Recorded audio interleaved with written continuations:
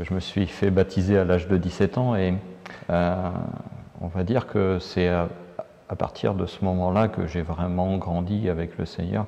Pour ma part, en tant qu'individu, je n'avais pas encore franchi le pas. C'est surtout avant mes 17 ans qui sont intéressants, puisque la rencontre avec le Seigneur s'est faite grâce à mon père, puisque j'avais 7 ans quand il a rencontré le Seigneur. Et ça s'est fait vraiment d'une façon bizarre, en tout cas un moment difficile pour notre famille, puisque c'était au moment où ma mère était malade et elle avait environ 40 ans, un petit peu plus de 40 ans, et elle était atteinte d'une sclérose en plaques qui la conduisait vers la mort en très peu de temps, en l'espace de 6 mois. Et cette épreuve qui nous a marqué, mon père, mon frère et moi, a été le facteur déclenchant de notre foi à tous. Sans le Seigneur, il nous l'a dit, hein, il se serait donné la mort certainement, puisqu'il ne pouvait pas supporter le fait d'être seul. Et donc, avant son décès, ma mère a donné son cœur au Seigneur, elle a accepté le Seigneur Jésus-Christ dans son cœur. Et pour mon père, ça a été un soulagement, parce qu'il savait qu'il allait la revoir lorsqu'il serait lui-même rappelé par le Seigneur. Et ça, c'était quelque chose de merveilleux pour lui. Malheureusement, l'histoire ne s'arrête pas là, puisque mon frère, alors âgé de 16 ans, a eu un accident de moto et il est mort sur le coup.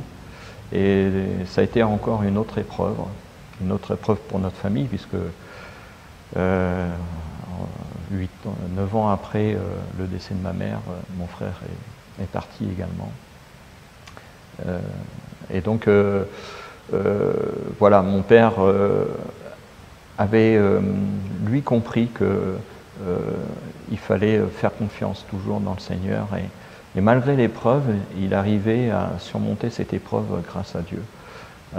Pour moi, c'était un petit peu plus difficile, puisque effectivement, on avait 5 ans d'écart avec lui, donc j'avais 11 ans, et 11-12 ans, et donc j'étais à l'âge de comprendre la situation. Et c'est vrai qu'une séparation avec son frère, c'est toujours dur, surtout après avoir vécu la séparation avec sa mère.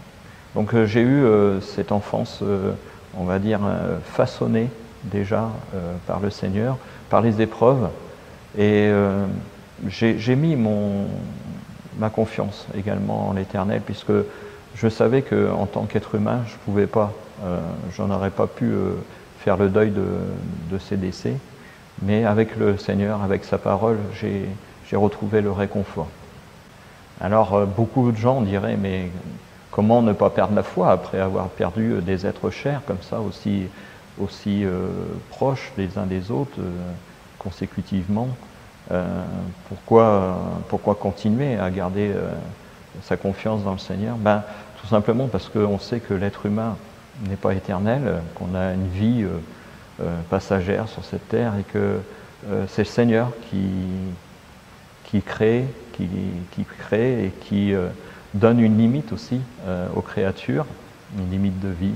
Et nous ne savons pas quand est-ce que nous serons rappelés par le Seigneur, nous ne savons pas quand est-ce que nous allons mourir, mais plutôt que de faire comme le monde qui vit chaque jour comme si c'était le dernier, en essayant de jouir au mieux des plaisirs de la vie, j'ai compris que je pouvais que de me réjouir que de ce que le Seigneur me donnait de vivre encore sur cette terre, et que même si mon jour de décès était proche, je n'avais aucune crainte, puisque le Seigneur était là pour m'accueillir dans ses bras d'amour.